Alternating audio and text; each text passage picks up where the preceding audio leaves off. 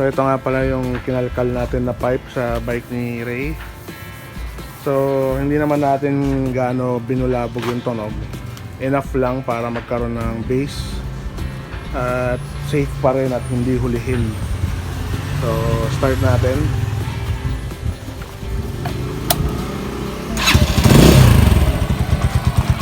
So ayan yung sound check.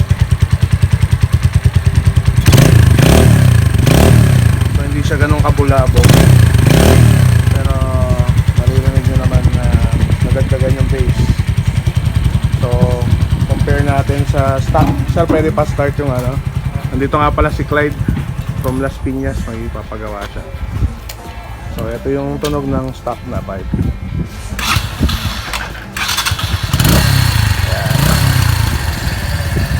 So ayan, sa mga naka-stock na Leeway, familiar naman kayo sa tunog ng ano natin. Hindi naman ganun kaka-basic. So tahimik, safe. So ang gusto kasi ng client natin is madagdagan ng kahit konting ano. Ayan. Alright, ito po ang comparison sa kinalkal natin pipe sa stock pipe. Alright.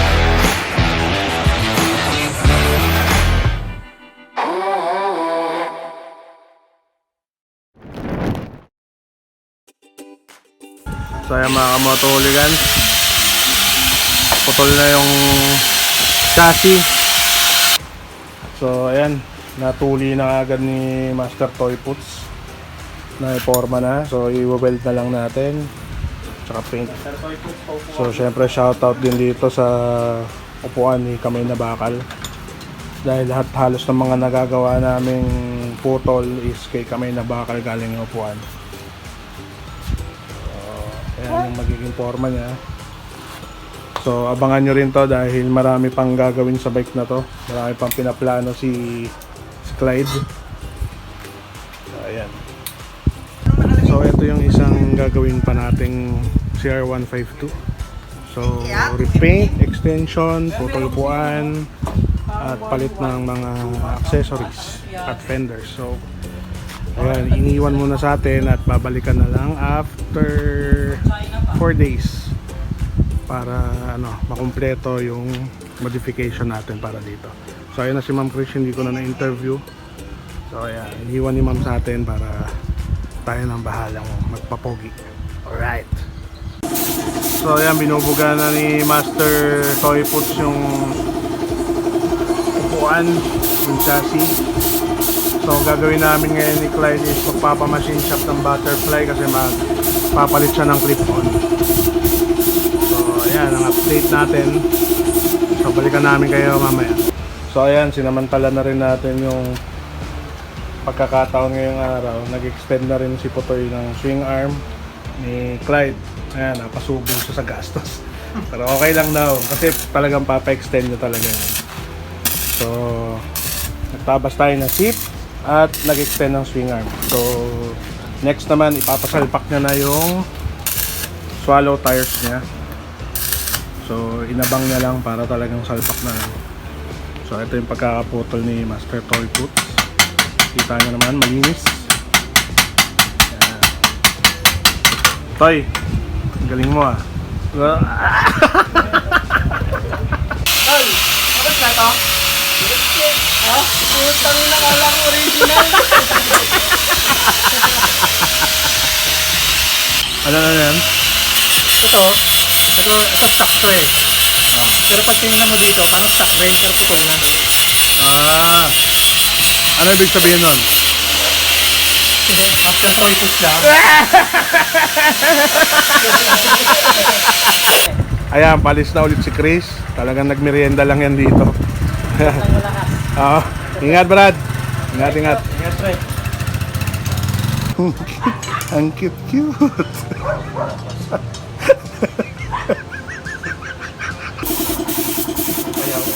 So, pinipintahan na ni Master Toy Puts habang kakabit na ni Master Louie yung clip-on handlebar. Tama ko ba sa vlog yung ano? Yung baby feet? Ito mga kamoto hooligans, nakikita nyo na yung stance ng bike ni Clyde. So, kanya na siya kababa. Patay na rin yung clip-on. So, cafe. Here he comes. Ay, mga motorcycle sa akin. Gigil na gigil. Gigil na gigil ang puta nila. Lumalabas yung dimple. Sobrang gigil. Ilang pares ng dimple yan nakikita mo.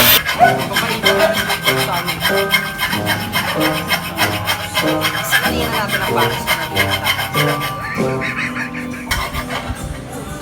may laki itong kakaibo. Hindi nyo may receiver eh. Mahirap kuwatin.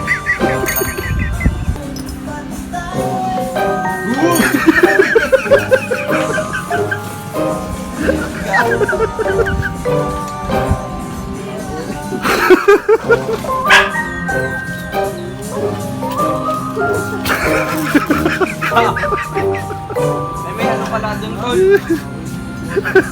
Baka sabihin nyo, hinapi ko si Louie ah. Pinalitan ko yung t-shirt niya. Ng short tsaka ng t-shirt. Sukat mo, Brad. Sakto ba?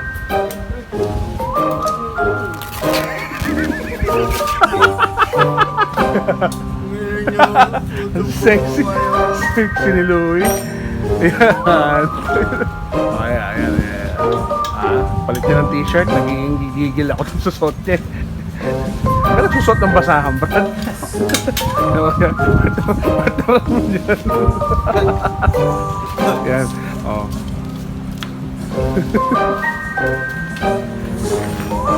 Yan. Okay na, pwede na magsimba, Brad. Ina mo. So ito mga motoligans, so natapos na tayo ng gabi. Ayan na, babaan na natin yung sa clip-on, nakabit na natin yung mga accessories, signal lights. Ayan, yung fender sa likod, na extend na rin natin yung swing arm, tail light, nalagyan natin. So mostly yan na. So ma-appreciate niya lalo yan pag nakapagpalit siya ng tires. Bro, kumusta naman yung stance? Makas. Ayos. Ayos. Kasakitan ng likod. Ayan. Ginusto mo yan.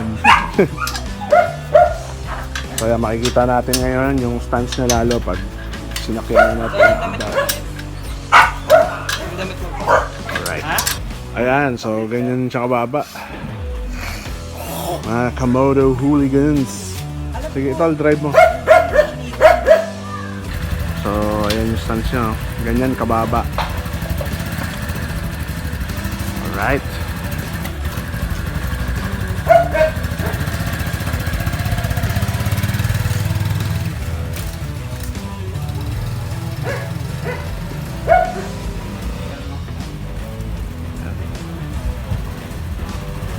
Cafe! Ano tol, kamusta? Okay. Hindi ka naman ngalay? Hindi na. Oo, aggressive na nga eh. Ayan. Ayan, baba oh.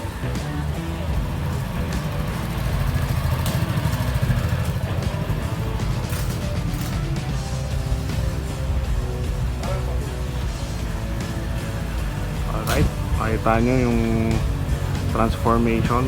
Sobrang bilis. From stock to cafe stance. Ayan na siya.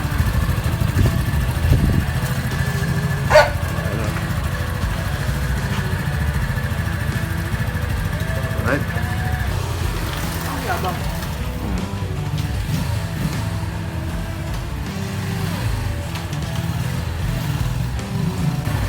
Nakalagay sa Shopee, Sunday. Kamusta? Sarap? Kayo ng Sunday, di ba? Lowered oh. Sa papatuloy namin yung Sunday. Alright. May ganito lang ako. Ngayong week. So mga kamoto hooligans, babatsi na si Clyde. At yan, happy siya sa kinalabasan ng motor niya.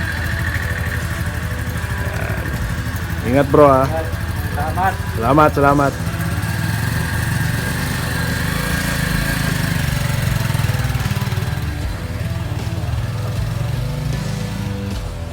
So ayun mga kamoto hooligans, sana nag-enjoy kayo dito sa episode natin ngayon.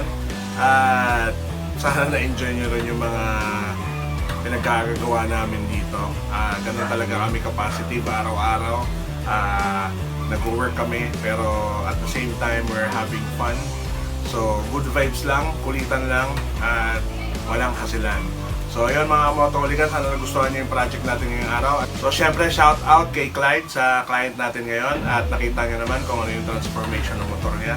Sana nagustuhan niyo. So abangan niyo yung mga susunod pa nating episode regarding sa mga iba pa nating builds. So yun lang mga motohooligans, maraming salamat.